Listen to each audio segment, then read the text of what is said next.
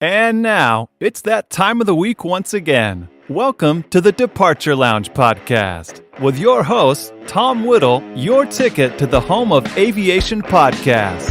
Sit back, relax, and enjoy the flight.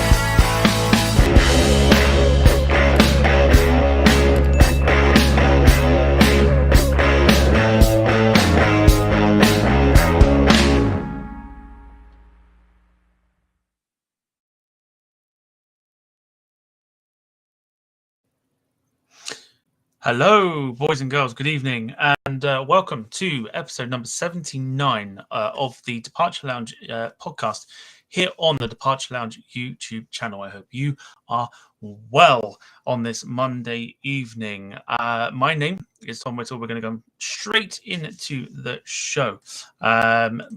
So let me introduce who we have with us today. Joining me, as always, after a quick jog, and that's not just random, that's from the pub. It's Ken Carr. Very good evening to you, Ken. How are you on this Monday evening? Very well, Tom. Hope you're well. Yes, not too bad. Not too bad at all. After a easy-ish day at work, slightly, which was work. What's that? Work, yeah. Well, I forgot what it is. Doesn't matter. Just going to quickly jump in while we do this. Well, I've seen it. Jack Rolls with a super chat saying, just a special early super chat just to say how bad I suck at Rocket League. For those who don't know, Rocket League is it's a game on consoles, PS4 and everywhere else, Xbox, PC and stuff. Jack does suck at it. He does. He's not very good at it. So he's just acknowledging it. But yes, very good of him. Very nice. Yes, thank you for that. You didn't have to pay me for that either. But let's. I'll take you off the screen shortly, and I'll bring you back, Ken, in a minute. Also joining us this evening, and the reason why we are all here is, of course, he doesn't need an introduction, does he? Because everyone knows who he is. It is, of course, the man known as Mentour Pilot. Hello, Petter. How are you? I am great, Tom. Very happy to be here. Looking forward to it. Yes, delighted to have you on. We finally got around to doing it. I know circumstances changed it from Friday, then Saturday to Sunday to now.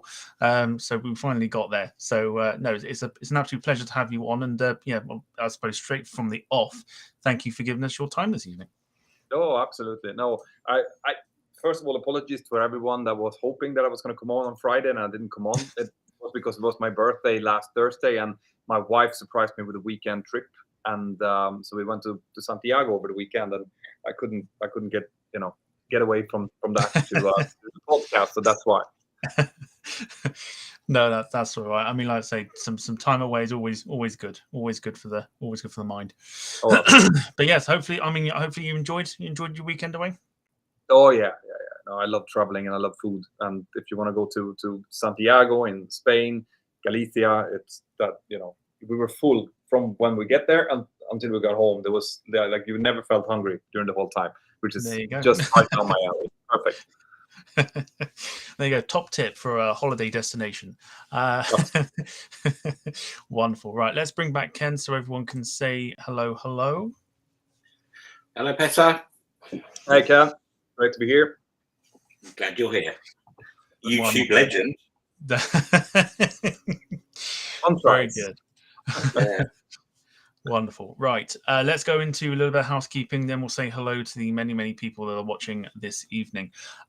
So we are on social media. You can find our find our links in the description below on Facebook, Instagram, and Twitter. We're also in a group on Facebook called the Departure Lounge Community Channel. If you want to be part of that and share your aviation stories and photographs, feel free to find us and join us on there. We are also supporting the hashtag Save Cornwall Aviation Heritage Centre from going out of business by the end of October, which is not what we want, especially after news today of Doncaster Airport being shut down at the end of October as well. So if you want to save and help us, especially down here in the southwest of England, if you want to help us save a very important centre for learning, do sign a petition, which you can find in the description below as well. Second to last, we have a shop which you can buy the merch, which you can find in the description below as well if you wish to support the channel that way. And if you wish to be a guest on the show, just like Petter this evening, drop us a message on any of the social medias that you see and we'll get you on the show. Right, with all the pleasantries out the way, let's have a look and say hello to the many people saying hello. So we have Rob Brown Planespotting saying, evening troops, a big hello from Scotland. Let us know in the chat as well, of course, where you are watching this evening. It's vitally important that we know this because we like to know where you're watching from and what time in the world it is. So we also have Mazza Khan. He's there as well. Samuel Taylor Ackroyd is there saying, hi, Rob. And hi, everyone else. Who else do we have? Jim Gemmell, as always. We have him. We have Wayne Hartshawn. He's there as well. Tusky is there. I'm just going through names that I can see in the chat here. Serena Riley, one of our moderators, along with Jack Rolls, is there. Ian Hartley's there as well. Darren Smith is there. Sarah Pass is there. Julie Rotherham is there. Yeah, lots of names. Tom, can I just say that Sarah's still at the pub? Is she still at the again? Yeah, like last week as well. Yeah, like last week. Yeah, she stayed at the pub. Said, "Oh, you go home with Devil Dog." Blah, blah, blah. Right, let's have a look. We got some people who are saying hello and where they are talking to us from. So we have Emilio 2020 who is talking to us from Germany, in Munich specifically. So hello to you. Wayne Hartshawn is talking to us from South Durham. Matt Healy from very chilly Edinburgh. James Collinson from Shanghai, China. It's 3:10 in the morning. Fantastic. Oh, you've got people from all over. Literally all over. I'm just going to go through here. So we've got Pranay Jain from India. So hello to you. Ash says it's 5 a.m. over in Australia. I could do this all night. Literally do. I was just going to put in here. If we're gonna be greeting all of them, that's what we're gonna do tonight. So just greet everybody from all corners of the world. Keep saying hello. If you've got any questions for Petra as well, get them into the chat. We'll get those answered as the show goes on. So, Petter, for those that might just not know who you are, and if you don't, I don't know how you don't. Just give a little introduction to yourself and a little bit about who you are. Yeah, so I'm a 41-year-old airline captain. Work for a major European airline, which I don't talk about. There's no secret who I work for, but I don't speak on behalf of them, which is why I never mention the name. But everyone who knows figures it out. I've been flying professionally for just over 20 years now. I've been a line training captain and type rating instructor and a type rating examiner for the majority of that time. I actually just stopped training. One of the reasons being that I'm spending more time producing the videos and stuff for YouTube, which I'm guessing that most people know me for. So yeah, so that, you know, the last 7 years or so I've been producing YouTube videos, and the last year I've had actually 2 YouTube channels, Mentour Pilot and Mentour Now, where Mentour Pilot is more of a documentary channel where I go through incidents and accidents, and it's not going to be only that, but right now we're kind of focusing on that. And Mentour Now is more of what's going on in the aviation world right now, and my take on it. So that's that's me basically. Nice short introductions, what we like. Just a quick one. Keith Alderson with a super chat there saying thanks for getting a few folks together tonight in the UK. That's where he is watching from. So hello to you and thank you very much for the super chat. I suppose we'll go straight to some of the comments here because we had a question there from Samuel Taylor Ackroyd saying, tell us a story on how you became an airline pilot. Yeah. Okay. So, do you want the short or the long version of that? As, whichever one suits. So, I when I was about 13 years old, my dad, who was working as an insurance manager in northern Sweden, took his own private pilot license because northern Sweden is huge and you need to get in between the different cities there, and it's actually easier to fly if you can. So he got his own private pilot license, and as part of that, I actually went with him doing some of these trips as a 13-year-old, and I started liking it a lot. Before that, I actually wanted to be an archaeologist. But for my 14th birthday, my parents gave me a test lesson. So I went out with my dad's instructor, and I did this fantastic, beautiful autumn flight. And after that, I was hooked. So from when I was 14, I knew that that's what I wanted to do. I was bitten by the aviation bug. And I started looking at different ways that I could achieve that, modular, integrated, and found out that Sweden actually had a government-sponsored aviation program for 17-year-olds. But in order to get in there, I needed to have a perfect score on my my grades, and I wasn't a very good student at that point. I was a bit lazy. But suddenly, when you have a target, a goal, something to work for, everything becomes so much easier. So I started working my butt off for the coming years until I had 2.0 or 20.0, I think was this 5.0 average, which is the highest average you can have, which gave me an interview with this government-sponsored school, and I managed to get through the tests that they had.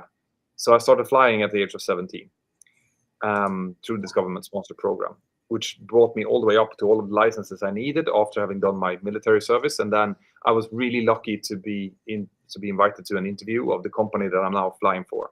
So I've flown for the same company, flying the 737 since I was 20 years old. Fantastic. Wow. Quite an interesting way to kind of get into the industry. Obviously, no way of getting into becoming a pilot was there's no easy way of doing it. Did you sort of find that yourself with like trying to sort of find a way to get your foot in the door, sort of thing? Yeah, well, I mean, it's all when it comes to becoming a pilot, it's as easy. Well, it's as hard now as it is then, as it was then. You have to have all of the skills and requirements, of course, all of the licenses and stuff, but then you also have to have a little bit of luck, because the industry goes up and down, and if you end up coming out having gotten all of your licenses in a downturn, it's going to be hard for you.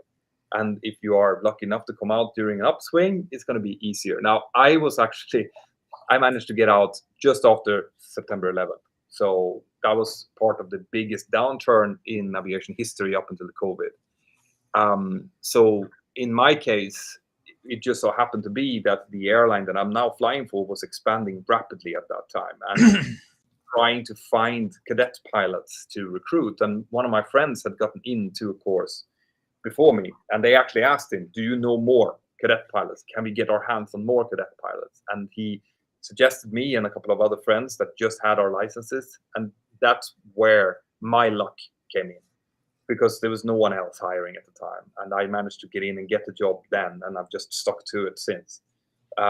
We're coming into a situation now in the next few years where I think that people will have it easier to find jobs again. If you would have had your license ready in 2019, it would have been a very bad time.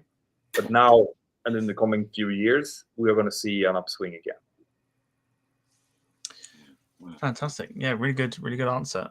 Let's have a look at, I mean, like I say, you were talking about obviously when like becoming the pilot. Rob Brown Plane Spotting asks, was the Air Force ever an option? As the Swedish Air Force have some cool aircraft, including the Saab Gripen and the Viggen. Yeah, the Viggen. I love the Viggen. Viggen basically tears the sky apart when it's like it's just an engine that they've strapped a few wings on. No, the answer to that question is no, and there's a good reason for that, because, and I've always said this. Now, a lot of people traditionally back in the 60s and 70s, pilots, the airline pilots came from the Air Force. That's how it was done. The Air Force did a lot of training, and then when they had done their years, they just went and got picked up by the airlines. That is no longer the case, right? The Air Forces around the world are still training pilots, but they invest humongous amounts of money into those pilots, and they want to keep them. And they also do quite few of them. Now in the UK, you have a big Air Force. Sweden used to have a huge Air Force, actually the third biggest in the world back in like the 1950s. Right? It was enormous, but then it has been shrinking down to the size where it should be for the size of the country. So there was a lot of people coming from the Air Force, but not so many anymore. And I've always said that if you want to go into the Air Force, you should do that because you want to serve your country, because you want to do it from the military side, right? You want to fly fast jets. This is what you want to do. If your intention is to come in because you want to be a civilian pilot, you want to fly airliners, I would not go through the military, because you are looking at 9, 10, 15 years before they let you go. And during those, that's your career right there, right? That's where you should want to be during those 10 to 15 years. So even though it looks good because it's been paid for you, it's not really the straight arrow kind of career path that you should be going for. Fantastic. Can I ask a question, Tom? Sure. So what made you decide to do a YouTube channel, or channels as it is now? Because obviously, I presume obviously you get well paid flying planes and everything. Oh, good. But then you thought, no, I'm going to do something else, or do something in addition. Exactly. That's the key. Because starting a YouTube channel it's not what the kid thinks it is, right? I think the biggest or the most coveted job right now worldwide is a YouTuber, right? The kids think that you go into YouTube to earn money. You don't. You go into YouTube because you want to say something. You want to bring a message. You want to tell a story, or you want to give something to your viewers. That's how you start a YouTube channel, right? If you start a YouTube channel because you want to be a famous YouTuber, you will fail. Like that is inevitable. I'm saying that right off. Which means that what happened in my case was that I was a line training captain and a type rating examiner at that point. I had 15 years almost of training experience.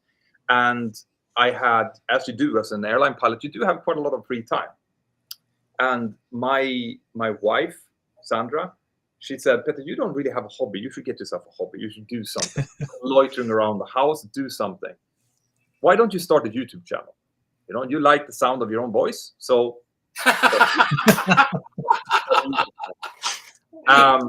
and so I said, well, yeah, actually it's a good idea, because I was interested, and I'm still interested in social media and the way it affects the world, and entrepreneurship, starting company, driving it, so on. So it kind of fulfilled all of these things. And I thought, you know, there is a lot of, I recognized that at the time, I know we talked about this a little bit before, but that at the time there was a lot of negativity going on online, okay, about being a pilot, about what this occupation actually was. And I had gone out, looked for it myself. I was training new cadets. The new cadets comes in, their eyes are wide open. They're so grateful for the chance they've got. They love what they want. And I knew that there was a lot of people out there who wanted to become pilots. But when those people went out on the internet back then, they would look, okay, how is it like to be an airline pilot? And they would very quickly find their way into these chat forums like Peter, for example. And the problem was that anytime that they got in there and they asked, like, how is it like to be a British Airways airline pilot? The answer they would get was like, it sucks. You know, don't go into this. This all sucks. It's bullshit. They don't treat you well. All of that. And I was looking at that. I was seeing it happening. I wondered, why is this? Because I love the job that I'm doing.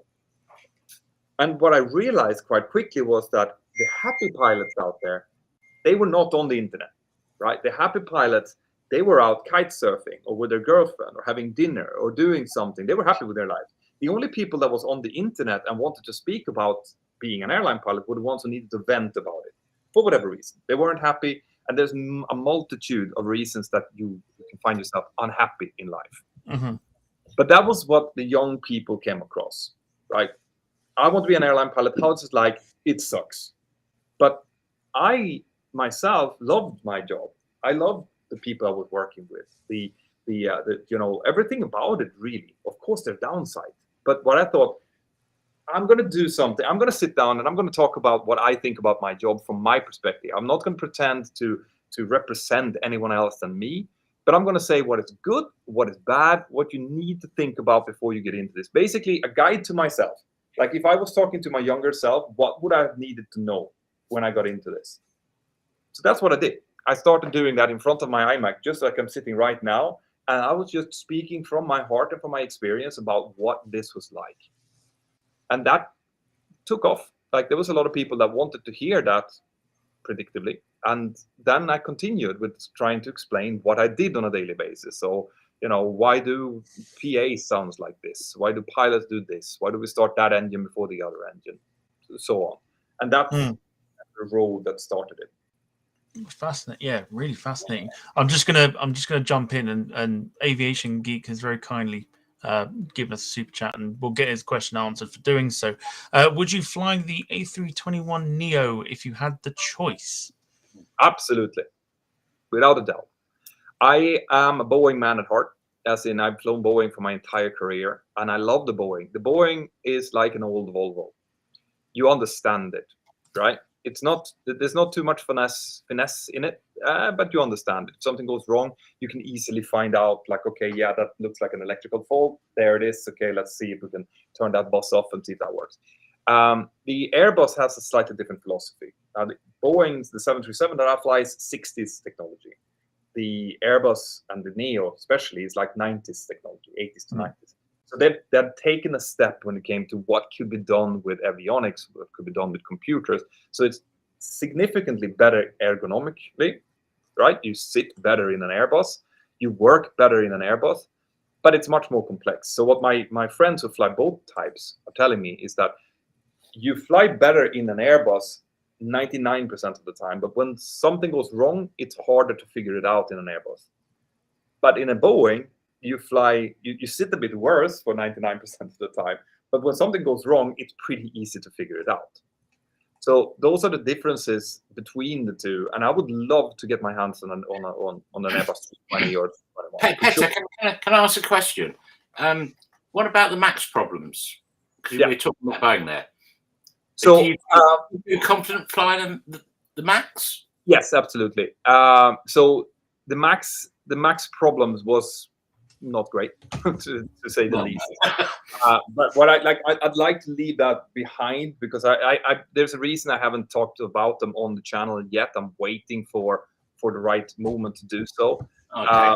What I would like, because I am going to, we have MAXes in my airline, I don't really speak about it that way, because people are going to fly with me and I'm going to be flying the MAX, and I don't want to be going into the problems that people already know about. However, if I am confident to fly the MAX, absolutely. I've done the training on the MAX. It's a fantastic aircraft now, and it's probably one of the most scrutinized aircraft types that we will ever see on the market, because Boeing knew that if they would if something would be wrong now when it was re-released again, that would be it. That there would be no turning back for that aircraft. So I think that it's probably one of the best aircraft, most scrutinized, that is actually on the market right now, and I have no problems flying it professionally. Okay. Yeah, fantastic. Good answer. In terms of the YouTube channel, and obviously giving us the insights to sort of how it started, I know there's a lot of people that are very intrigued to know. I'll show Emilio's question here because he has asked it a few times. I have seen it in the chat. Haven't forgot it. Have not seen it. How did you come to the idea of making videos about accidents and incidents? Was that just something like was it an interest of yours, or was it something that was just a case of, well, no one's doing it? No. So accidents and incidents, I kept away from it for a very long time. I didn't want to touch it with the stick for the first couple of years of my channel. Because of moral reasons, I didn't want to be talking about accidents and incidents with colleagues who were involved. But what I quickly realized during the last, about 3 years back, is that I wanted to reach as many people as possible, both in the pilot world, professional colleagues of mine, but also out there, normal people who might not know anything about aviation but would be interested in it. And what you need to do then, if you're going to reach a mass market, is to tell a story. Story needs to have a good start, a good middle, and an end of some sort, right? So, and I realized that what we do, what professional pilots do when we have a recurrent training every single 6 months, we have case studies. So we sit down and we look at an accident or an incident. We go through it and we discuss between each other, you know, with the instructor, what did go wrong here? How can we avoid this happening going forward? Is there anything that we can take out of this and show, like, okay, what kind of standard operating procedures do we have to make sure that this doesn't happen in our cockpit? And what I realized that was that all of the things that I was doing, telling people about hydraulic systems, electrical systems, how, you know, we think about landing, all of that, I could tell all of that inside the story of an accident. So I could find an incident where there was a CRM issue or where there was a technical issue, and I could tell that story from the beginning to the end, and I could weave in really important information into that.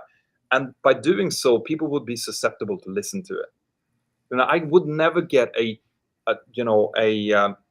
biology teacher from Connecticut to listen to me explaining the hydraulic system of 737. But in the context of an accident, I could. And all of a sudden, that person knew much more. And my whole point with talking about accidents and incidents is not to highlight how dangerous it is. It's actually the opposite. It's showing how many, you know, links in the chain, how many Swiss cheeses needs to be lined up in order for an accident actually to happen. And also at the very end, include how did this make the industry safer? How did we come out of this as a safer industry? So the feedback I'm getting after having done it now for 2 years, I think, is that it's actually an overwhelming amount of people who are afraid of flying, who are watching these, who are coming back and saying that it's actually, now I feel better about it. Because now, because that's the thing. People who are afraid of flying for different reasons. There are people who are afraid of flying because actually there is an underlying fear that is being projected onto flying. And in that case, there's very little we can do. Then it's something that you need to work through with a psychologist. Petter, can you get them to allow smoking back on flights? Because that's the only reason I don't want to fly. No. It'll never happen. I will give you a few videos on why that will never happen. Yeah. No, but what I want to say, when it comes to people who are actually getting better, you know, getting rid of their fear of flying because of this, it's normally people who thought that an accident just happened. Like an aircraft was flying along and all of a sudden it poof and it fell down, right? It's just something that might happen to you, you know? But after watching a few of my videos, done a few of them, you see that accident happened because of 15 different very, very unfortunate things that happened to line up in order for that to happen. Because all of the safety barriers that have been put there were insufficient. And then it ended up adding 2-3 more safety barriers that now everyone follows. So this is the reason I started doing incidents and accidents, because I thought, as a professional pilot, I can probably tell this story with some authority. And I can do it in a way where I show compassion and sensitivity for the people involved without making it into one of those disaster movies, without over dramatizing the whole thing. Yes. So Petter, because obviously your videos have some brilliant graphics. Do you do that yourself, or No. have you got a man? I got a man, Dominic. Hey. So this is another thing when it comes to team building, which is we talked a little bit before about you know, how to build a YouTube channel and how to get it successful. Now, one thing in leadership of any sort that you need to realize is that there's always going to be people that do things better than you, right? That's the first thing that you have to understand, that you cannot be great at everything. You need to find where your strengths are and where your weaknesses are. And then you need to cover your weaknesses with someone who can do it better. And in my case, I came to a plateau with my YouTube channel where I could continue doing storytelling. I could explain things, but I could not graphically show it on screen. And without being shown on screen, I didn't feel that I could take it to the next level. unfortunately, by then I had started to contract out a little bit of my graphics to Dominic McAfee, which is my graphic designer now, and he did it. And the thing with Dominic is that Dominic, yeah. Oh, man. There he is. Yeah. The thing with Dominic is that I can give him a story. I can give him a role, which is called When I Just Tell a Story. And he is not a pilot. Like, he hasn't done no aviation training whatsoever, but he's interested in it. He loves it. And it comes from the heart, which means that when he listens to my story and he doesn't understand something, first of all, he asks me what I mean, but then he tries to understand from a non-pilot point of view how to explain that. Like, how do I make it that makes this make sense for people who doesn't know aviation? So his strength is that he can both do this. I don't know how he does the simulator things. I really don't. Like, I couldn't do it myself, to be perfectly honest. But he does it, and then he puts on this is the visual storytelling of the video. So I do the narration and the storytelling. He does the visual storytelling, and together you get a product where everyone can understand it. And then, as like, we sit together and then we review it, and I give criticism like, oh, maybe this is going to be hard to understand, or it's not really like that, and he just fixes it. And then we release it. We soft release it to my Patreons. So my Patreon crew that are financially supporting the channel, they get to preview my videos. So they come back in and it's like, hey, there's a mistake here at the 10.4 where there's a graphic that says this, it should say that. And then we switch it out if it's bad enough before we release it to the public to make sure that the quality is as high as it possibly can be. Oh, yeah, that is excellent. Yeah, I like that. Do like that. Yeah, because it's not just you and Dom, is it? There's a few others behind your channel.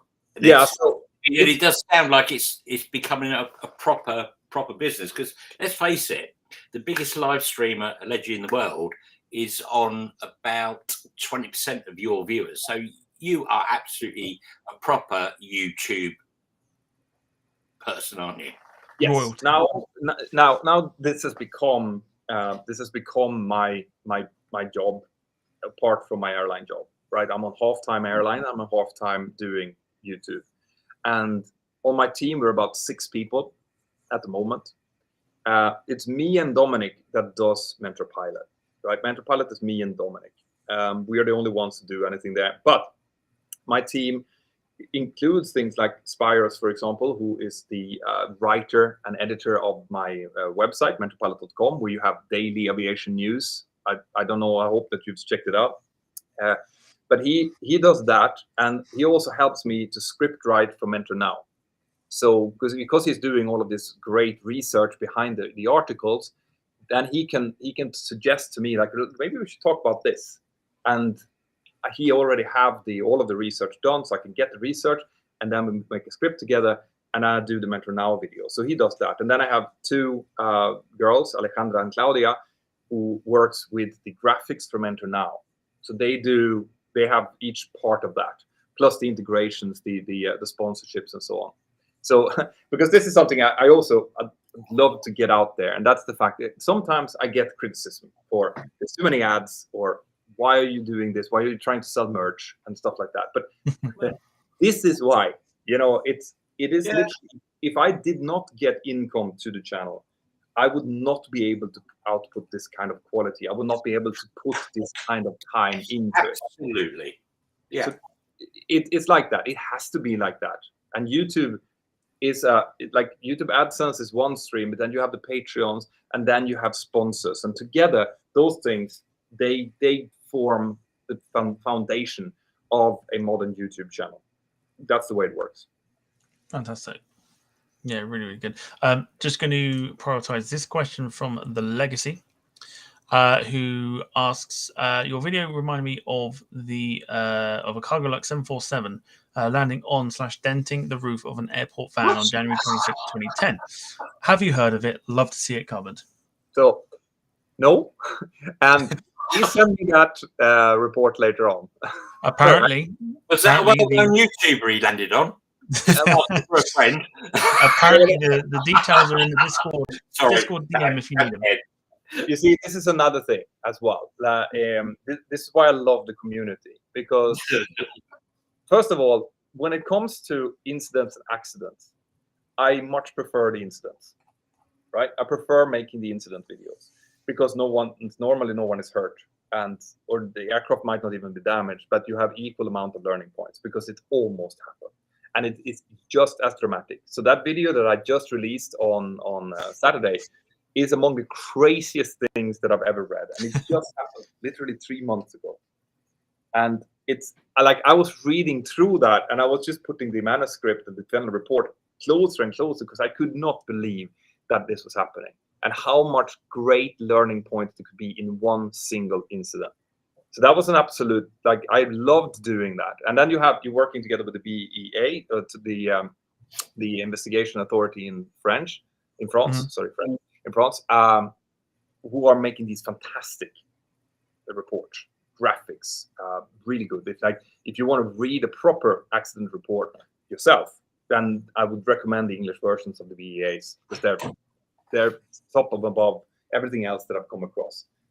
But I would love to, once again, send me that incident report or just a flight number or where that happened, because that sounds like something I would like to do something on. Yeah, that's really cool, isn't it? Yeah. Apparently they're already Dominic, in the Discord get on DM. the graphics. There you go. Apparently they're already in the Discord DM if you need them.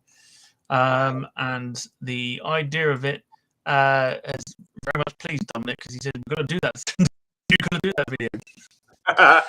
Well, I mean, like, if something has bumped in the roof of a truck, that needs to be covered, doesn't it?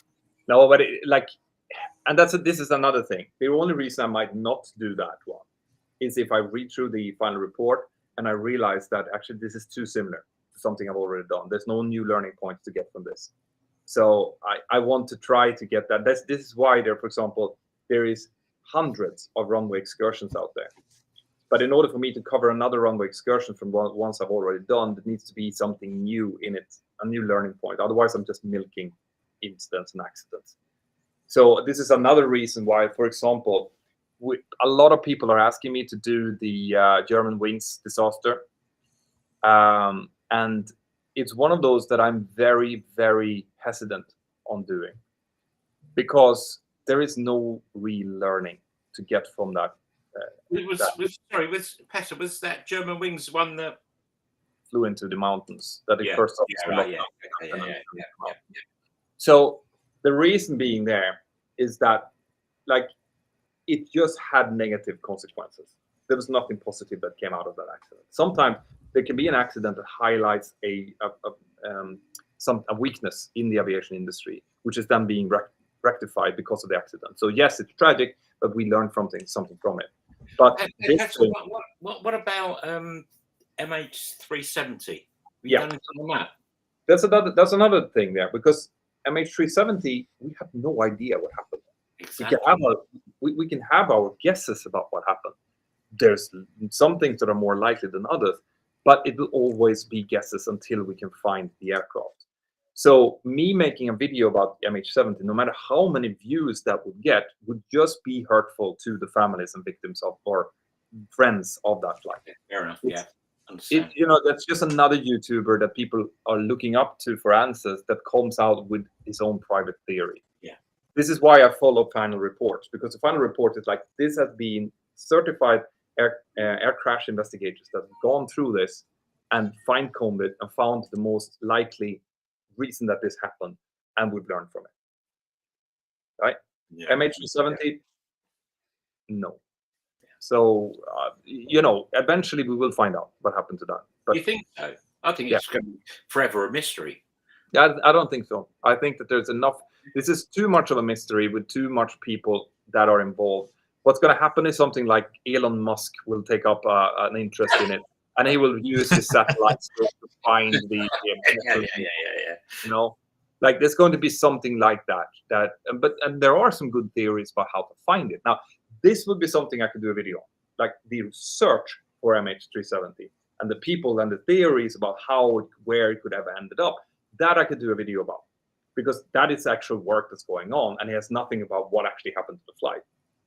But as long as we don't have the flight records, and unfortunately now the flight data recorders are probably going to be. They're not going to work now, are they? it's hard to say. I mean, they can be submerged for a very long time, but if the seawater starts to actually eat into them, then yes. There's good, Tom, there's a good comment from Alison there. Only good thing that came from German Wings was the increased awareness. That's it. That's the one. Yeah. That's So and the problem with the awareness around pilot mental health is that it raised the awareness around the public about the possibility of mental health problems. Yeah, because we don't want someone unhinged flying our plane, obviously. And what happens? I'm exactly that was the reaction from general public. And what happens then is you get knee-jerk reactions from the aviation authorities that says, yes, we will make sure that no people with mental health issues fly our planes. And what happens then is that it becomes something that pilots want to hide. Pilots are human, just like everyone else. So we are going to have periods in our lives where we might encounter mental health problems. It might be you break out with your girlfriend. It might be that you have financial problems. You might become, something might happen to you that you need help with. But of course, after an accident like this, you don't want to have on your pilot record that he was actually depressed during a period of his life, because that's what's going to be pulled up the time that something happens.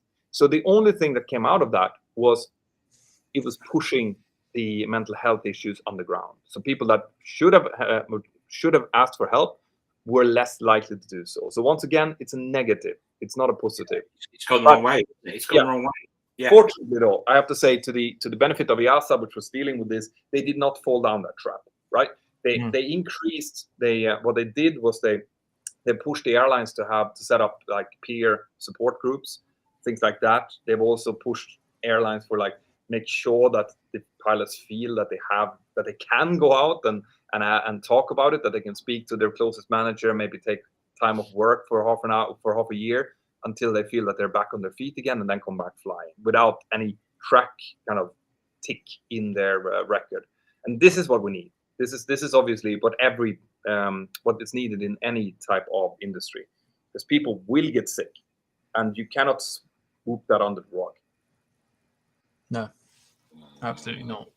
I think it's one of those things. I think that's obviously quite key as well, especially with the environment that pilots and all that are sort of they put themselves into with managing so many lives on board the planes and things like that. And like you say, it's that one trigger of a breakup of anything that could be a negative for that pilot, just to have an accident, unfortunately, like this happening.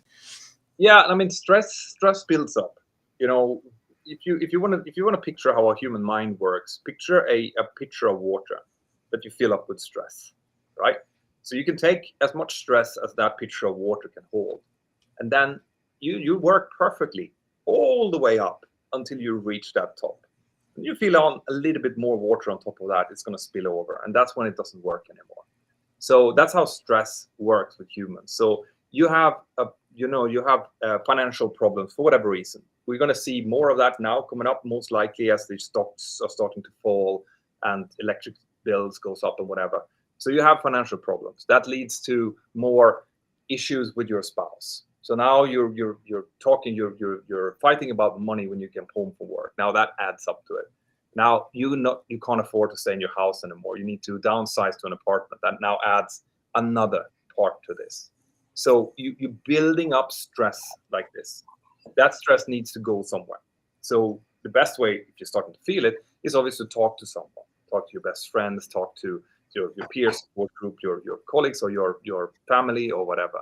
But you need to feel that you can do that, because if you keep it inside and you don't let it out, it's going to reach that top of the picture and it's going to fall over. And that's when someone does something. I mean, I did a video about a year back now about a French B Airbus that went around in Charles de Gaulle, or maybe it was Orly. Anyway, it was in Paris, and the first officer completely froze during the go-around. Standard go-around, but he did not expect it, and he froze up, and he just did some random inputs that made no sense until the captain actually took over eventually.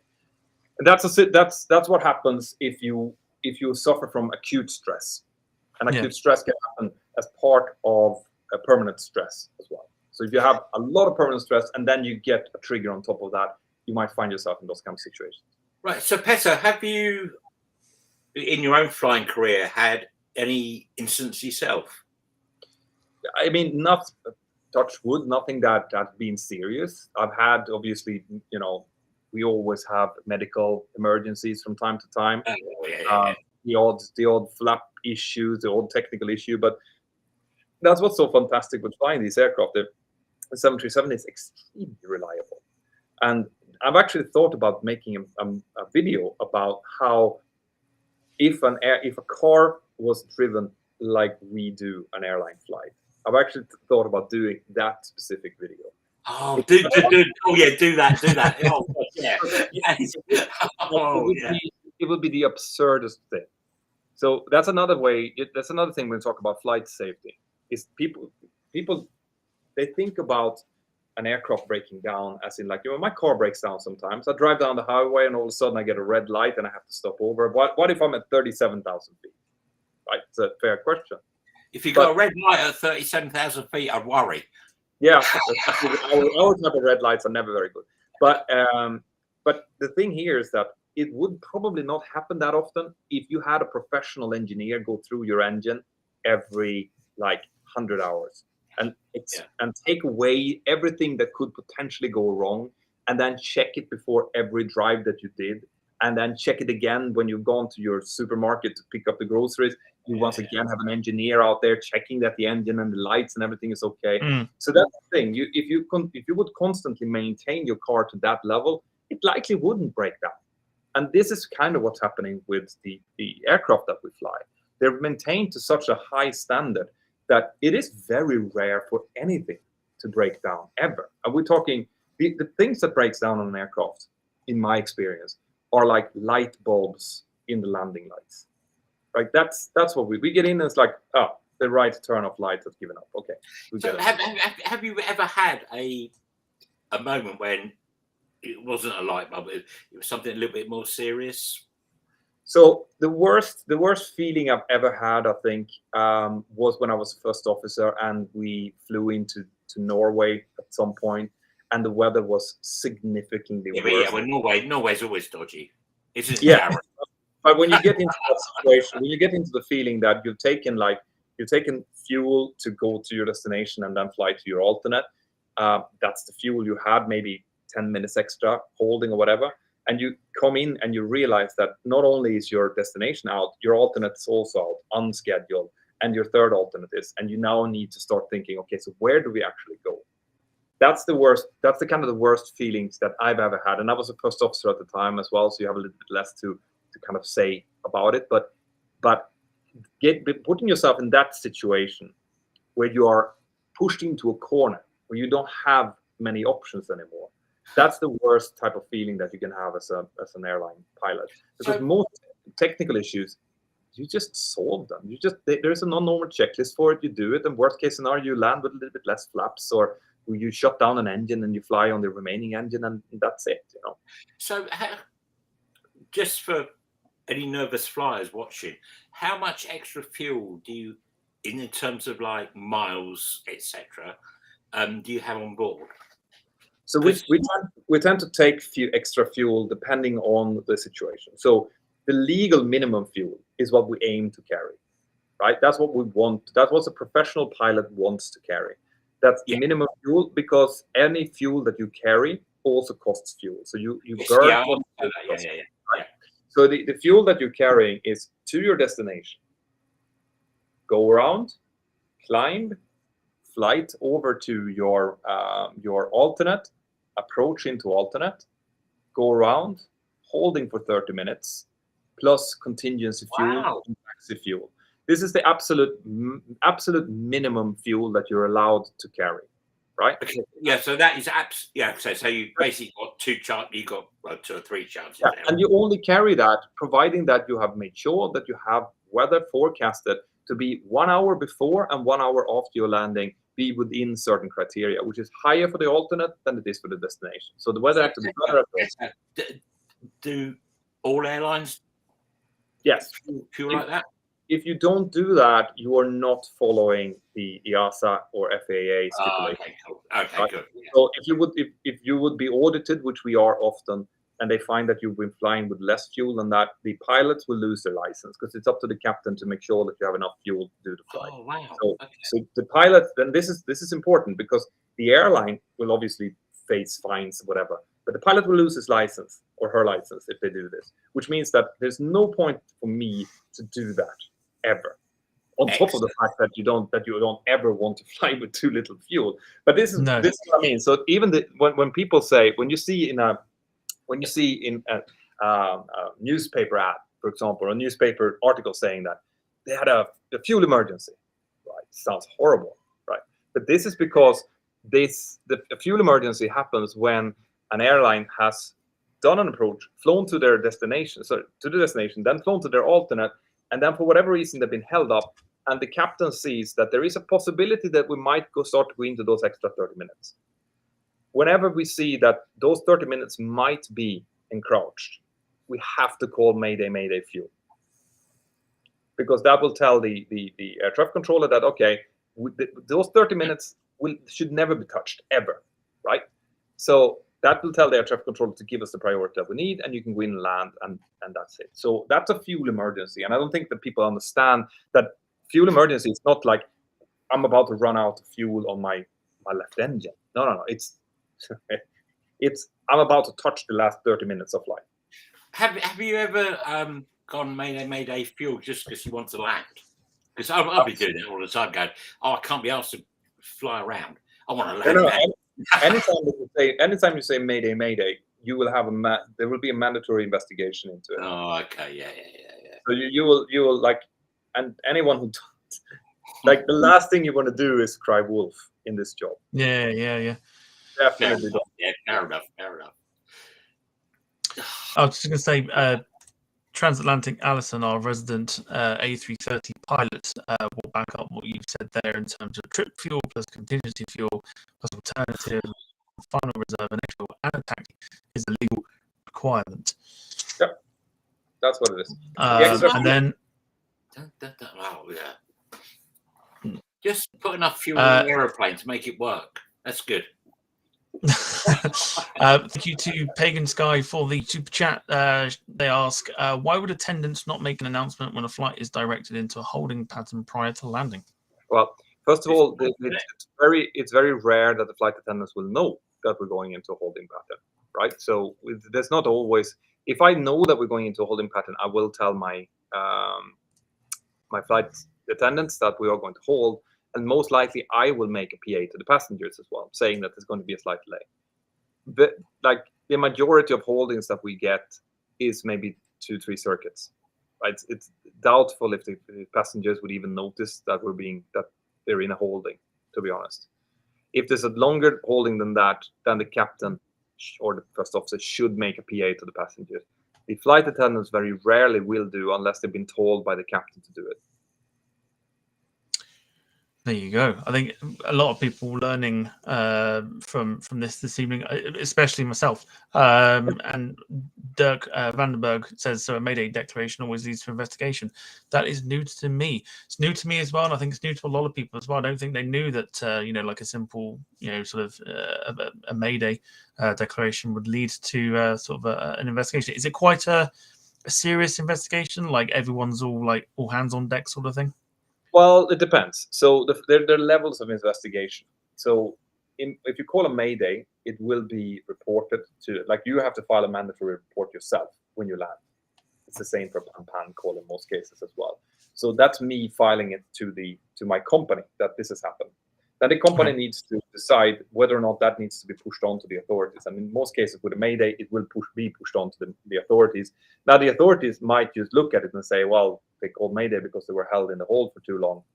That's fine. There's no action needed here. They did the right thing by calling Mayday. They followed the procedures. That's it. And it might not go any further than that. Then if there's several, let's say, for example, that you have a situation where you have several aircraft calling Mayday into the same place, then it's likely that the authorities might be involved to say, why is this? How come that this happened?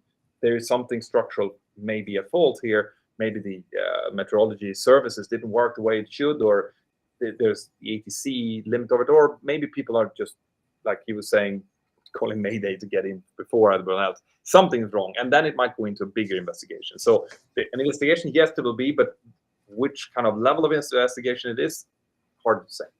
It's all very dependent, I suppose, on why they're calling it. Circumstances, yeah.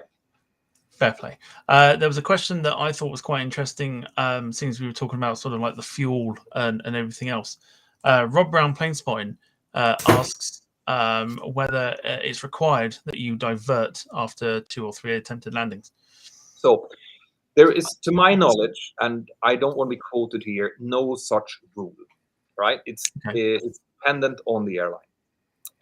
The best practices and the rule that we have in our operations manual in my airline is that, yeah, if you have 2 weather-related go-arounds, you need to have a significant improvement for a 3rd attempt.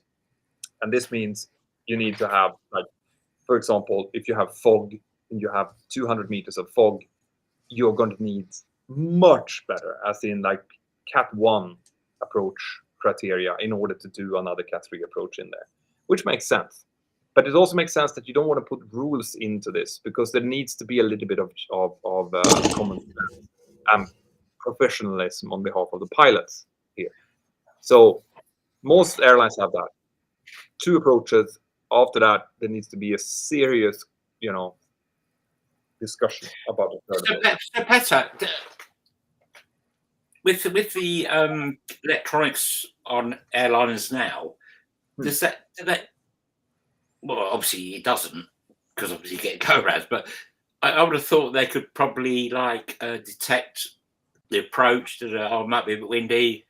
We can do this. Autopilot kind of thing. No, well, we have autoland. There's a category 3 ILS approach is an autoland approach, and that can go down to a very, very low minima. It's very rare to go around from a Cat 3. And this is an autoland. But there's also, I think there is a little bit of a misunderstanding about what airliners can and cannot do. I did a video about this horrendous flight in India a few years back, where they did, I think, 7 approaches. What? 7? Yeah. 7 of them, and they ended up landing with about 300 kilos left in the tank, about 10 minutes, basically. That was a crazy story. And one of the most common comments I got on that video was like, why didn't they just autoland? And that would have been a good question if it weren't for the fact that they were doing non-precision approaches. Right? They did not have a glide slope. They did not have an electric localizer or glide slope. And in those circumstances, the aircraft cannot autoland. Right? It needs to be flown down to a minimum from which we fly it manually down to land. It's not certified to do that. So ILSs, properly built or properly equipped airports, you can do autolands in. That will lower the minimum, but that's it. Wow. Honestly, learning a lot of things, because I from what I've seen on things like a flight radar or things like that, like especially during, it might be a reason during the stormy weather and stuff that you maybe approach a couple of times, or if you're running then low on fuel because of it, you then obviously go off and divert and stuff. But there's obviously no such protocol, like you approach 2 or 3 times, and if you can't do it, you go off elsewhere. No, and this is with storms. It's also this is worth talking about, because when you have a storm like you've had a couple of times in the UK, for example, where this is when flight radar tend to be very, very popular, you find yourself as a pilot in a situation where if you divert, it's going to be just as shitty to the place you divert, right? You might find yourself this is really bad. Okay, this is why we tend to take a lot of extra fuel when you go into a place like that, because you have to be able to do maybe 3, 4, 5 go-arounds potentially. Because if you take that, if you go into, let's say that you're doing this in Stansted, you're in there and you get wind shear warning. After wind shear warning, you have to go around, you have to do wind shear escape maneuvers. But you check the weather for your alternate, which is East Midlands, and in East Midlands, there's also wind shear warnings. So why would you then you burn all of that fuel to go up to East Midlands to find yourself in the same situation? So in a situation like that, you might have to just continue to go until you get the aircraft down on the ground, which is, this is really when we earn our money as pilots. When you come into situations like that, And there's also loads and loads of aircraft which are all going around. And poor air traffic control is trying to manage the holdings and the approaches. And after a while, you're going to have people starting to call Mayday, Mayday fuel, which needs to come ahead of the other ones. You know, when you see a situation like that developing, you see it clearly on your weather, you take as much fuel as you need. And that might be, I've taken fuel sometimes to be able to divert to a different part of the continent. Like I've flown into London and had Berlin as an alternate. You know, Whoa, that was Berlin? Yeah, because that was the only place where you see weather that I know I can land here. Like there was no problem staying here. But that doesn't mean that I'm going to fly to Berlin, right? That just means that I have the fuel to do so if I need to.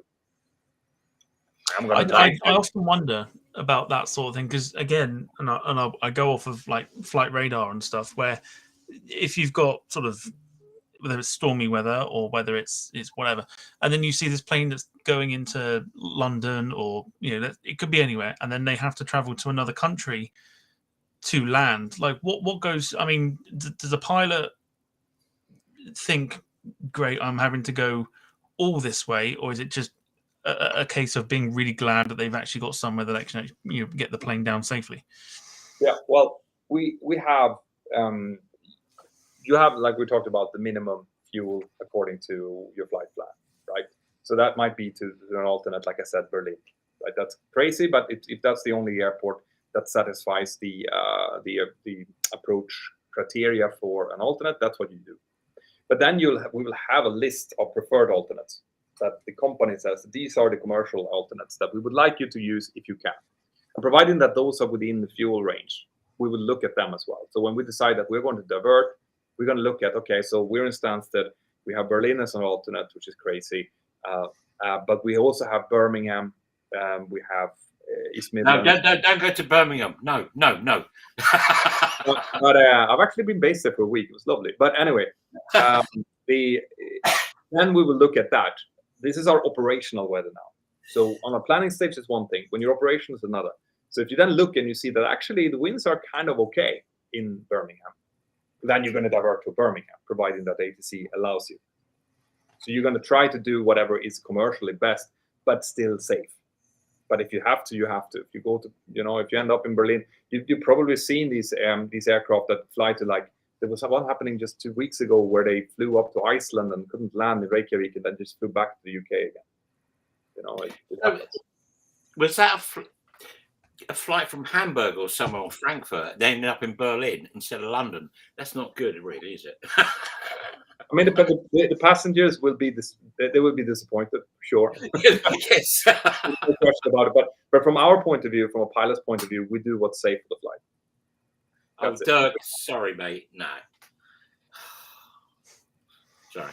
That's it. That's what we do.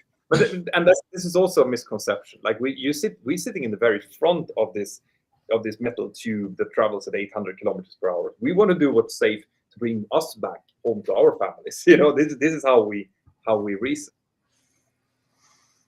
Fascinating. Yeah, I mean, I've always wondered the mindset in terms of like you going from, let's say, a Madrid to London, but you've got to land in a Berlin or a Munich or a Milan just to enable to get the plane down and stuff. Obviously, it's quite frustrating for passengers and stuff. But I suppose that doesn't really cross the mind, does it?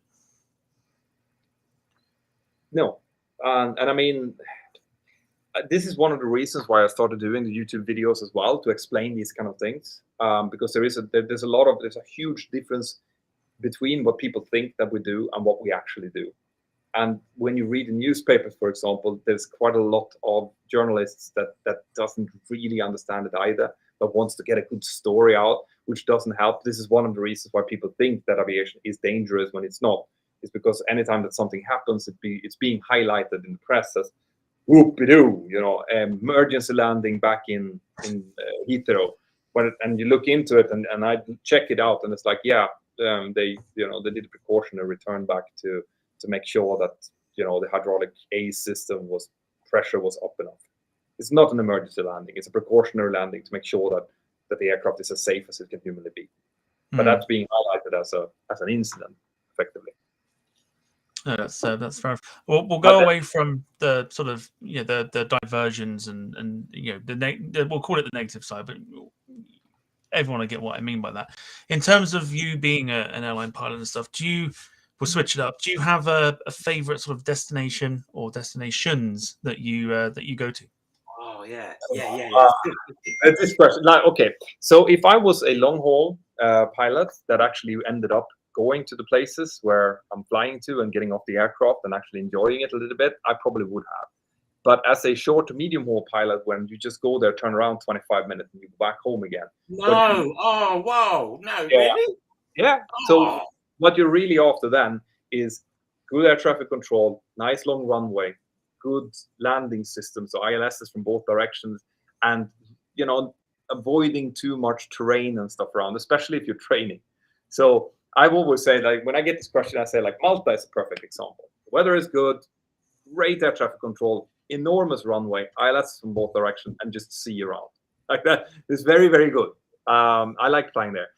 That's from an operational point of view. Then you have beautiful places, like really stunning places. The problem with those is that they tend to also be stunning because they have mountains around, which means you want to try to avoid flying into them, which makes it much more complicated generally to both come in and go out of them. There is one which I can't remember the name of now, just north of Rome, which is absolutely stunning. I'll try to remember the name of that. It'll come to me. Toulon in southern France is another one, which is really complicated but beautiful, on the Riviera. And I personally love flying back home to northern Sweden because I'm from there. So we've been flying up to Skellefteå, for example, which is a small airport up in nowhere, on the northern Swedish countryside. And I love flying there because I've overflew my old hometown, which is emotional for me. But no, there's no like, I'd love to fly there. No. Petter, it's a good comment just in the chat there from Darren. Oh, and where's he gone? What is the most difficult airport you've flown into? Okay. Let's see. I have to think a little bit there. So I reckon it's going to be Stansted. No, Stansted is great. Stansted is great because of air traffic control. They are brilliant, right? They know. Yeah. So difficult airport to fly into. I know that I did during my command training. I flew into Toulon, like I said, and Toulon has everything that they shouldn't have. They have loads of helicopters, loads of general aviation.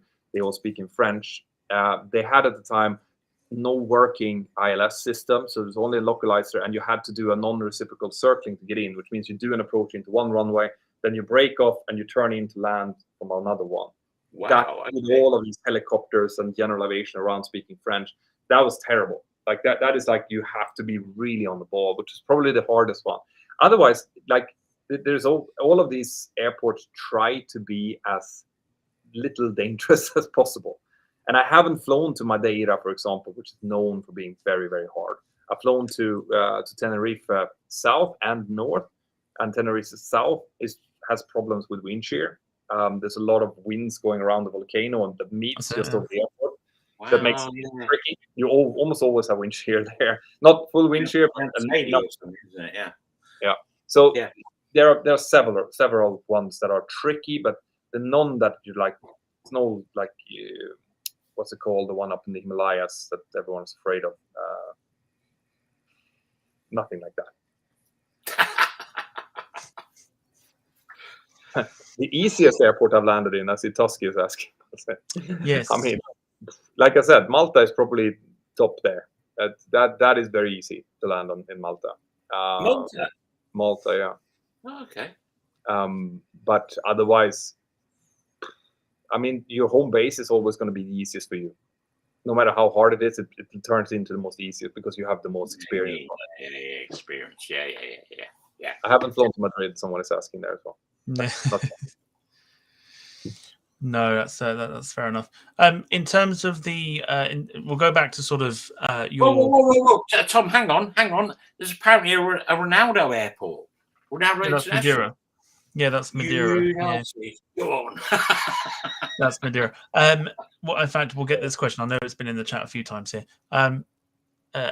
Adrian puts, Petter, in relation to your most recent video, what are the minimum requirements for a non-visual approach? It would seem that an RNP approach is very susceptible to just a singular human error.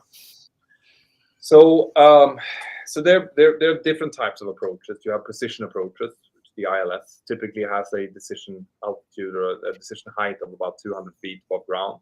And then you have non-precision approaches, to which the RMP approach can be, or it depends on what type of RMP approach it is, which tend to have about 250 to 300 to 350 feet above ground, and with that increased visual requirements as well. Typically around 550 meters for an ILS, about maybe 800 to 1,000 to 1,500, depending on the type of approach it is. So the different weather requirements, depending on what type of approach you're doing. Now, in terms of the RMP approach that I talked about, yes, it is susceptible to human error, but so are most approaches to a certain extent. What I highlighted in that video, which is something called QNH blunder error, that's what we call it, is something that's very unique for the RMP approach, right? There is something called an LPV approach, which is a lot of people have highlighted that why didn't they just fly an LPV approach? And that's where you use GPS altitude, right? The problem is that the only time you can use an LPV approach is that if the airport, aircraft, and aircrew are certified to do so. And you need special hardware in the aircraft in order to fly an LPV approach, which most airlines do not have. So this is why we apply these narrow RNAV approaches instead. And you just have to make sure that you have the right QNH. Like, it's just a matter of making sure that you don't make that mistakes. Otherwise, they're beautiful approaches. They're great. We have one just installed in here in Girona, and it's so much better than the old VOR approach we used to have, which had a much steeper glide angle coming in. There's your answer. So many more questions coming through. Josephine with a super chat saying you think of Urbe in Rome. No, Urbe is a small. That's like a general aviation. This one is further north than that, and it's a special. It's basically an airport down in a beautiful valley with mountains all around it. I will come up with the name of it eventually, but it's escaping me now. England are losing 2-0 now to the Germans. Yes, England are losing 2-0 to Germany in the football for those interested. I forgot we're on Aviation Channel. quite an interesting question. Good question. Wayne Hartshorn says, "Have you ever landed behind an A380 and felt the wind turbulence from the King of the Skies?" Okay. I have landed behind Airbus 380s, yes. Generally, there's bigger separation between the ones that are stipulated as heavy wake turbulence category. So we don't really, no, I have not noticed it. Now, I've flown behind other aircraft where the wake turbulence has been a factor, and I've felt the kind of sudden jolt that it gives us. It is something to be very aware of. Fortunately, the 737 is still a reasonably large aircraft, so it hasn't been that bad. You felt it, but that's it. Normally, you're aware of it. You know that you have a big bird in front of you. So you're kind of a little bit more, you're guarding the controls very carefully in order to take over quickly if you start to get in one of those wakes. That's fair enough. I mean, I think a lot of people tend to kind of want to kind of know, I suppose, what it's like to land behind one of them. I think even probably, before the 380 was out, people wanted to kind of get an idea for what it was like to land behind a 747 and things like that. Have you? I'm assuming you've probably done that as well. Landed on behind those? Yeah. No, but is there much of a difference between the two? Landing behind them? Like behind a 747 and behind a 380 in terms of like wake turbulence and stuff? No. Like you don't want to end up in the wake behind any of those. That's the key. It's a good enough answer. Yeah. No, but that's why you get extra, because the wake turbulence falls with about 400 feet per minute, right? They come out and then they fall with about 400 feet per minute. So if you're on the approach path behind them and you're a couple of miles behind them, the wake will have fallen behind you or sort of below you. So it's generally not a problem. So, Petter, do you still fly, the little private planes? The general aviation? No. my 12-year-old son is trying to convince me to take it back again. I'm not allowed. Yeah. Teach him to fly. Teach him to fly, man. Yeah. But I went out with the Piper this summer, but I wasn't pilot flying. There was another guy that was flying with me. I was just sitting to the right, flying for fun. I need to go through a course to do it again. I need to do a skills test to get my single pilot rating back again. Okay, and also when you're someone's flying you, are you a nervous passenger? No. Like I am with my car when my daughter's driving it. I'm just like, No. I've been doing enough line checks. I've been doing enough training to know that what kind of skills that are required for them to actually be in the front. I know that if they weren't good enough, they would have failed the latest LPC or OPC, so they wouldn't be there. Do you have your hands like near the other controls just to go, just in case? Are you when I was line training, I had to do that because it was quite common that I had to take over, because line training, when the line training pilots, when they're in the beginning of their career, they're learning to fly. So they're learning to fly the 737, and it's a tricky aircraft to fly. So you would be sitting with your hand kind of like you're sitting with your hand on your knee like this, which is just below the yoke, so that you quickly can just kind of move it like this. And the same with basically you're sitting so that you can quickly take over if it's needed. And that I've done many, many times. It's part of training. It happens very often. Just that very quick kind of move. That's all you need, isn't it? It's like a quick movement. It's not quite like a car where you can step in. It's that I suppose it's just literally like the shorter distance to help out, the better it will be in terms of gaining control sort of yourself, really. I'm just having a look. There were some questions here that I wanted Hannibal Lecter's quite an interesting one. We'll go with it. Yeah, it's a cracking name as well, by the way. Hannibal Lecter. It's a really good name. He asks, has there ever been a situation, either while flying or one you've read about, that has made you nervous to fly? No. Short answer. Like it. This is part of it. Like I can be fascinated with it. Like if I saw this thing that I just covered on this week's video, I read about that in the press in Sweden when I was on vacation, because that's when the preliminary report came out, and it was like I had a feeling, like I saw that and it's like, ooh, I have a feeling I know what this is, and then I read about it, and fair enough, that's what it was, but it's not like, ooh, I wouldn't want to fly with that. There are places that I wouldn't want to fly in. Like, for example, I wouldn't want to get myself in an aircraft in Russia now. Well, obviously. Yeah, that's because I know that now things are likely not going to follow according to plan. And if you don't have any oversight of it, then then it might become dangerous. And very quickly. Petter, would you like to fly to St. Martin's? St. Martin's, yeah. Absolutely. Blow away all those tourists. That'd be great, wouldn't it? It'd be so much fun. I don't really understand why they're coming in that low, but sure. I mean, they must, because they don't normally. Yeah, but normally speaking, like that, you don't aim to land on the threshold markings. You aim to land on the touchdown zone, which is always 300 feet or 300 meters in. So I don't really understand why some of these are so incredibly low, as in close to the airport fence. Because there's showboating. There is a risk to that, aren't they? Yeah. And we want you to do that. No. At Stansted or wherever.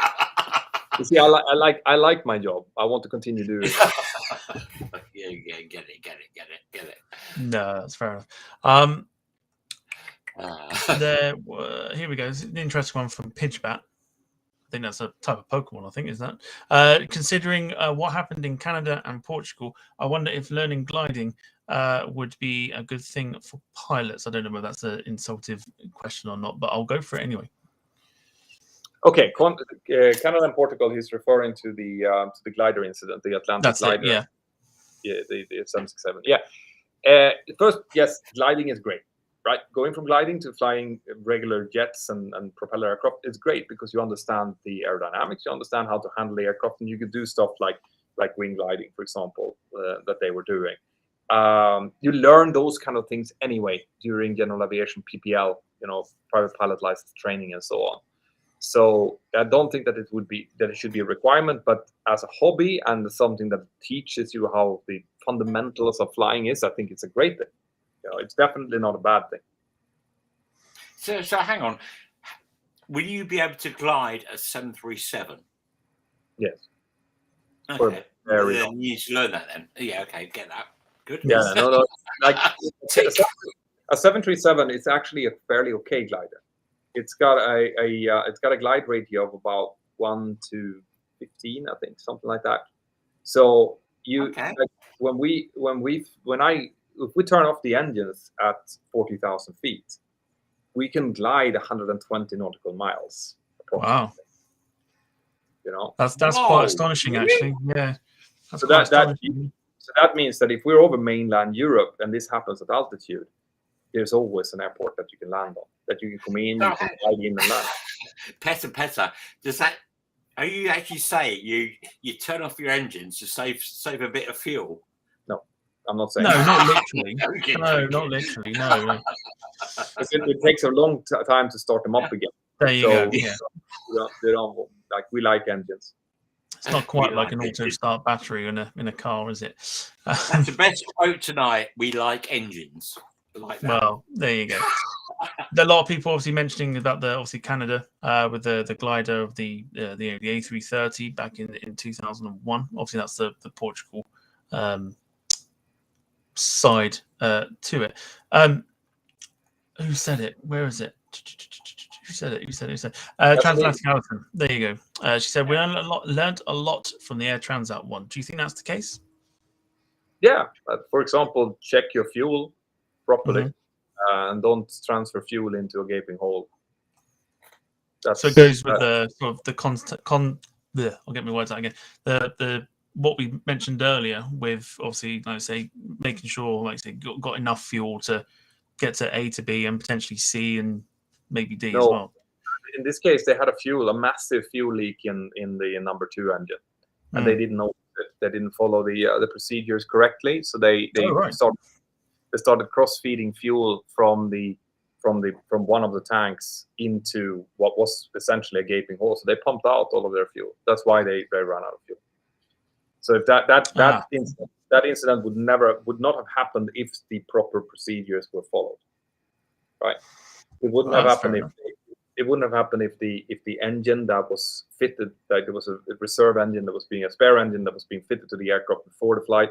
If that had been properly fitted, it wouldn't have happened.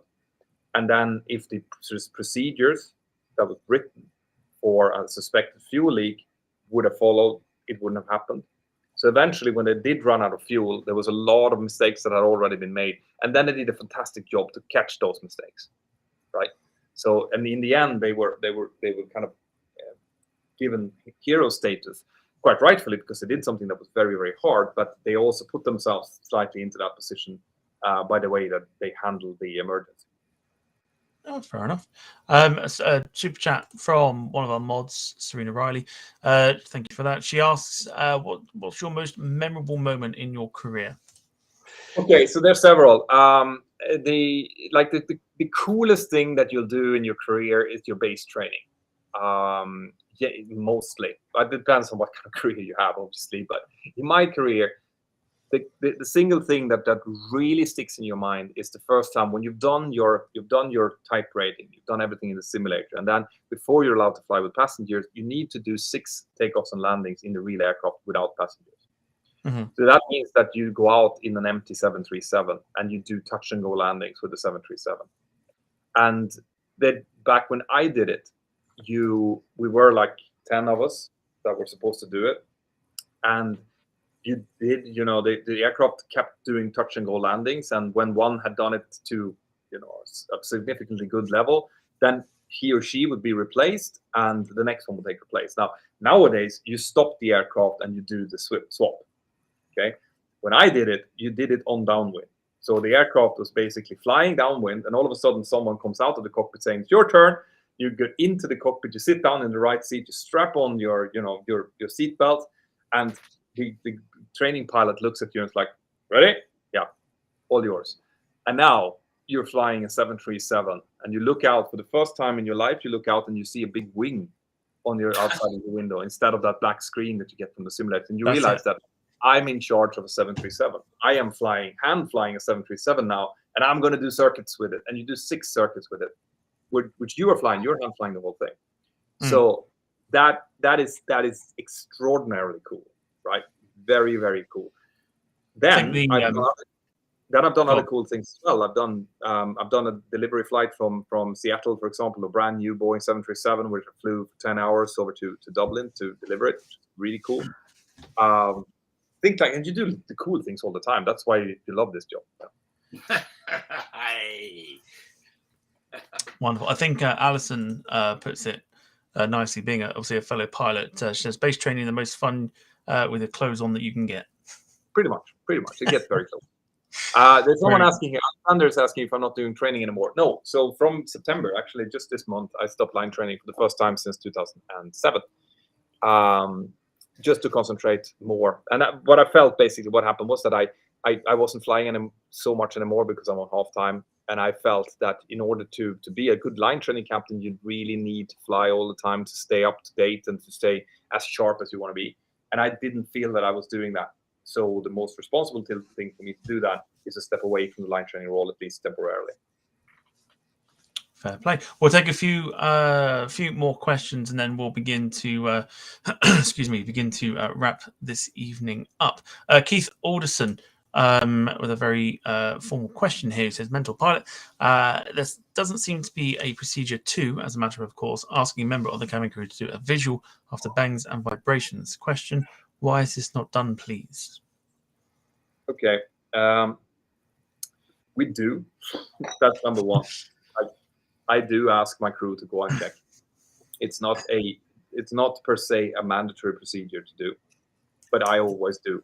So there's not a requirement for it because very rarely will they be able to say or do something that changes my opinion, because sometimes we're in clouds, sometimes it's dark, sometimes they don't understand exactly what it is that they're seeing. So it's a doubtful interest, but I would like to hear and get as much information as I can. So part of my information gathering before my decision making, I try to involve them. See, have you heard, smelled, felt anything? As a passenger told you anything? Can you take a look out and look through both of your windows to see if you see something on either side without telling them what they're looking for, so that they're not biased? So I try to get that, right? And I think most captains actually do. But in most cases, Petter, can I ask a question? Yeah. Does obviously your employee allows you to do what you're doing, but are you getting any feedback from that? From the YouTube thing? No, yeah. From YouTube, but also from your employer, obviously. Yeah. No. I was very clear with my employer that I was starting to do this, and they gave me. Did you tell them? Yes, absolutely. Oh wow. Cool. And they also told me basically that, yeah, that's fine as long as you don't speak on behalf of us or show us in any way, shape, or form, because you're not a spokesperson for the airline, and we don't want anyone to think that you are. So, have you ever criticized your employer? No. No. Good plan. Let's no, but that's the thing is, what I'm doing is not really about that. If you follow the content that I do, it's very rarely about criticizing. It's more about informing and explaining. So what I found is that when you do YouTube content, as long as you stay positive, constructive, you very rarely get into trouble anywhere, because that's what people like. It's when you start to kind of criticize people with that's when you're going to get trouble. No, that's right. We'll go with one last question from one pilot to another. Ooh, Alison says, ever had any desires to move into the long haul? I knew that. Right. So this is the deal. Yes, I've had. Okay. Now, what a lot of people don't understand about moving and the types of flying that we're doing is the impact on your social life and the impact on your life quality. So flying long haul is what everyone thinks that pilots wants to do. And that's because what you think about when you want to become a pilot is big, shiny jet off to the Caribbean, 2 weeks on the sand, back again, good salary, that's it, right? That's not reality. What's reality is that when you do work long haul, you will fly to some really cool places, absolutely. But that will mean that you're also away from your friends, your family, your kids. So being good. depends. That has been a problem for a lot of pilots. So the problem is that you want to be a long haul pilot early on in your career when you're young, single, and you can appreciate all of these things. Of course. That's not when you become a long haul pilot, because that normally you need a lot of experience to be a long haul pilot, which means that you're older. So when it's time for you, when you have the experience to become a long haul pilot, you tend to be in a phase of your life where you don't want it anymore, because now you want to be home. I have 2 young kids. I don't want to be way weak from that, you know. So that's the problem with this. If you have a chance to become a long haul pilot when you're in your 20s, early 20s, go for it. World's your oyster. Cool, very cool.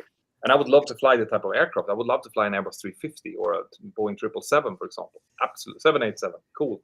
But I don't today. I'm getting home every night to my family. It's as close to a 9-to-5 job as you can have, but still flying an aircraft. And that's what I want, because that's what gives me the best life quality. I don't have any jet lags, things like that. If I want to go to America, I do that on my spare time, you know, with the people I want to go with. So Petter, what's the biggest aircraft you've flown? 737. Okay, right. So it's all about literally, because you're the lifestyle that fits you and like your family as well. It will, you know, because flying why wise, change it, sort of thing. Yeah, flying wise, it's going to be very, very similar. Yes, there are different procedures when you do transatlantic crossings and things like that. But you have as much different distance from where you're sitting to the nose on a 737 as you have on an Airbus 380. You know, it's going to feel very similar when you're sitting. You're going to sit a bit higher up. That's it. So the flying in itself is very similar. It's long haul, short haul. That's it. You'll do more handling, more flying, more landings and takeoffs on short haul, but you fly to cooler places in long haul. That's fair enough. So the only thing then is like salary, terms and conditions, and where you are when you end up at the end of the day. Petter, can we? Well, you won't admit this, but are you earning more from flying or your YouTube? No, I won't admit that. Well, what I can say is that I was able to go down to half time, and I was able to leave training for a while I do that because of the income that I get from YouTube. So you just answered it. That's fair enough. YouTube has enabled me to do that. YouTube have enabled me to be more flexible, and without that, I wouldn't afford it. Yeah, no, that's fair enough. That's fair enough. Right, let's leave it there. I know there's a few questions that have come up. I'll tell you, no, we'll do one more. I think is quite an interesting one. We'll get a pilot's perspective on this one from Alpa T, who asks, is there any ongoing discussions about future electrical planes? He's rubbing his hands. He knows he wants to answer this one. Does anyone think positive about flying one of them? Okay. I would love to fly an electric plane if it worked, but it doesn't work. Okay. It doesn't work, and it will likely not work for the foreseeable future. We don't have the energy density in the battery technology that we have in order to do that. And a good example of that is what Heart Aerospace, which one of the drivers of this, actually announced just a few weeks back, where they went from what they were going to do, which was an all-electric 19-seater regional plane, to now doing a 30-seater plane that's doing hybrid instead, that has a small generator in the back that gives them the range needed in order to actually use the aircraft. So I think that that's probably the first way to go. Electric, like aviation is such an energy dense type of transport. You need, it's very, very hard to make the aircraft any more efficient than they already are. We are very close to what is physically possible to do. So the one thing that we can do is we can change to a different type of energy source, and that could be battery, but that doesn't work at the moment. You need a bigger aircraft just to carry the batteries. So eventually you can't get there. The other thing is hydrogen. Hydrogen has the energy, right? And it's very hard to store it. So that hydrogen has a bigger potential for actually doing long haul flight. You will never see electric long haul flight. unless something significantly changes, unless we come up with absolutely, yeah. That would be absolutely extraordinary. An extraordinary bit of technology that you almost have to pluck out of fantasy realms and things like that in order to really make a massive sort of success of electric flights. You don't have a warp drive, you can do that. But it's like what we will probably be able to see, though, is electric trainers. We already see that up in Skellefteå in Sweden, they actually have a flight school that uses electrical trainers. So that's fine. You can put 2 people in with batteries and do 45 minutes of circuits on electric on battery. That's perfectly doable. But when it look at passenger transport, especially when you look at the kind of alternate requirements that we talked about earlier, it doesn't work. Mm. Tom, can we ask Alison? She just said long haul will go suborbital before electric. That is possible. No, but that is possible, and that's why, like electrical, I would love for it to. No one wants aviation to become more of an environmentally friendly. Like no one wants that more, but it has to be also doable. So what I think eventually is, like, first of all, we have. I could go on and on about this, but we have a big problem in appearances here, where a large chunk of the population thinks that if we can just sort out an environmentally friendly way of flying, we're home free. Not the case, right? Aviation do pollute, but it's a relatively small polluter. If we could start by, for example, getting hydrogen to operate with big tankers, the ones that are actually doing most of the transport on the big seas, those are huge polluters compared to the aviation industry. And it's low-hanging fruit. That's where we should be focusing our energy. But of course, people don't see the big ships, right? They see the aircraft and they see the contrails, and they think that they are polluting loads up there, but they don't see the enormous oil tankers that are using crude oil basically to drive. So what if, like, an intelligent society would look at that? Where are the big pollutions? Where are the easy things that we can fix first? Let's fix those first until we go on to the super efficient part, which is aviation. And aviation needs fuel because we fly in temperatures from plus 45 degrees Celsius up to minus 80 degrees Celsius. And you need to have something that drives the aircraft that can take those type of temperature differences. And there's very little other things than petroleum that can do that at the moment. Well, that's it. Interesting. It's a very interesting insight, actually, because I think a lot of people would just sort of yes or no it. Like, yes, it's cool, or no, we don't want it. But to kind of gauge a full understanding as to how much technology would need to actually go into sort of making even like regional flights work and things like that, let alone long haul and stuff, is astonishing. And I for one don't see it happening myself. I don't see it happening at all. We should always press ourselves towards excellence. Like aviation, the human race is fantastic when it comes to coming up with solutions. So we shouldn't sit back and like, that's fine, aviation is okay, we're going to focus on something else. No, we should try. Right? We should go for better solutions, which is what we're doing. These new engines that we're seeing, the LEAP 1 Bravo that's on the 737 MAX, for example, is a great example. I can't believe when we see the amount of fuel that you upload for a flight from London to Rome. Like, you wouldn't even come close to Rome on a 737-800 with that amount of fuel. They use so much less fuel that it's ridiculous, right? This is how we're moving it forward in aviation. And then eventually there will be a leap in technology that we can use to move it even better. Then we can look at SAF fuels, sustainable aviation fuel. That is part of the solution. Buying what's it called, pollution rights is another way, so that you can include that in the ticket prices, that you want to offset it towards something that actually does something good. That's another way of doing it. But those are the kind of ways that we need to go forward, which is going to make it more expensive to fly, no question. I think that the age of really low fare flying is over, and it won't come back, and it shouldn't come back.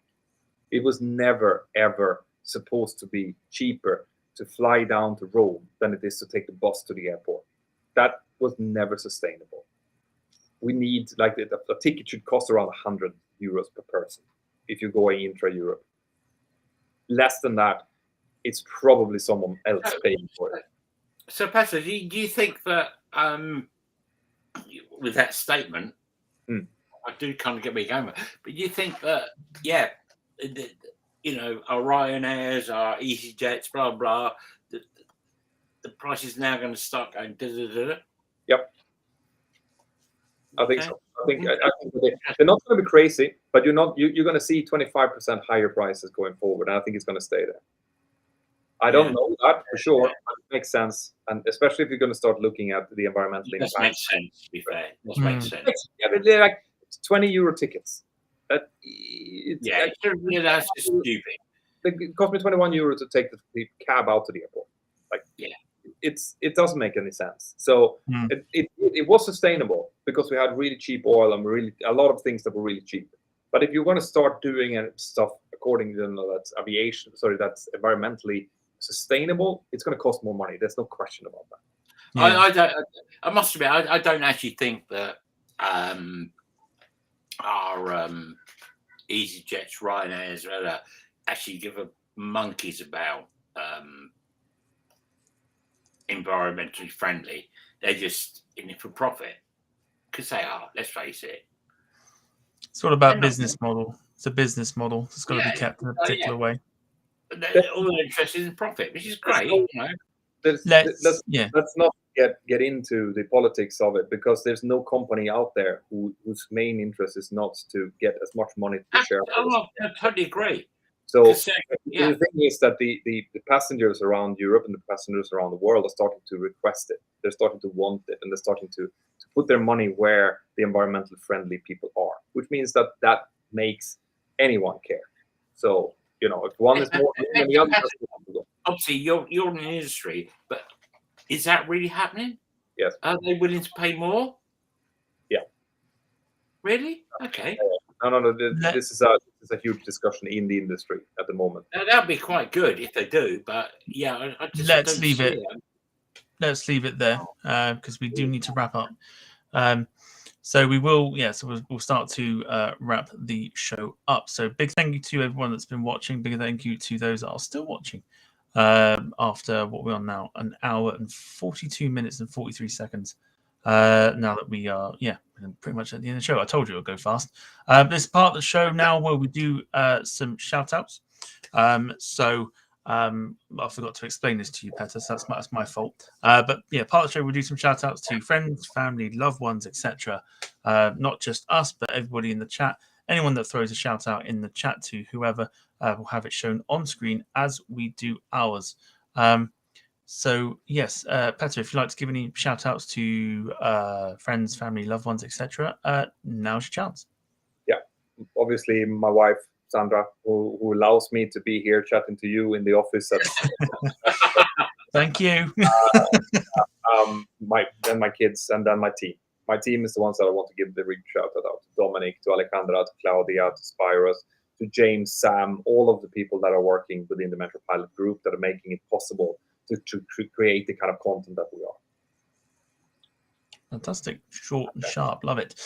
Ken, over to you. Oh, yeah, I've got loads, right. Especially, I can't actually read what it is.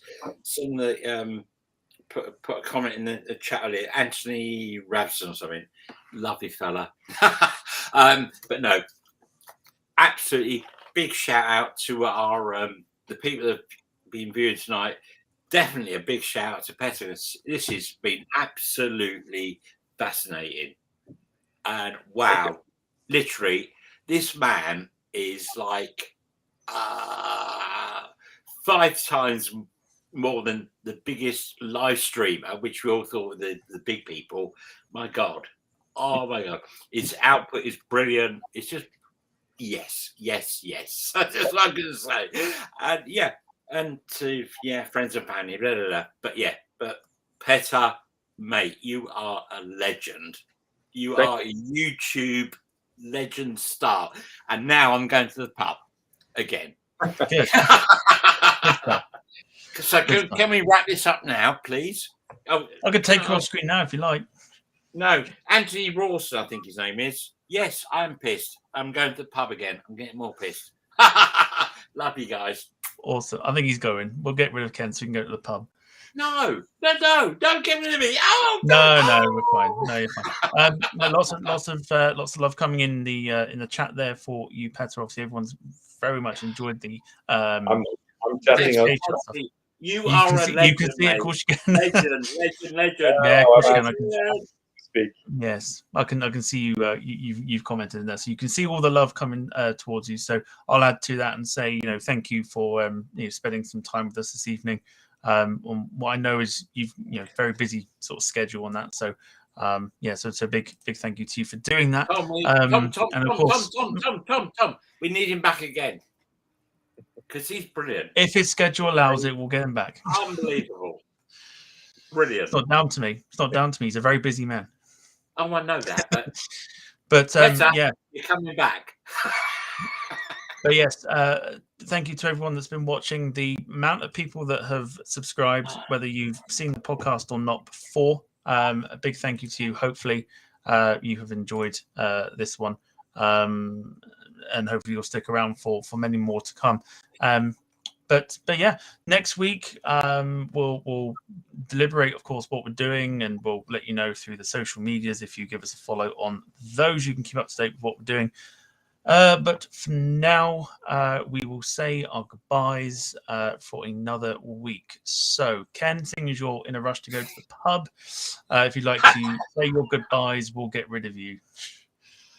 Oh, thank you. No, literally, Petter, thank you. You have been absolutely brilliant. Really. Thank you very much. Thanks for letting me be here and speak and let hear the sound of my own voice again. No, honestly, Petter, what you've done, literally, Ken, say goodbye. Say goodbye, Ken. We've got to wrap this up. Say goodbye. Bye. Petter, say goodbye to those that are still watching.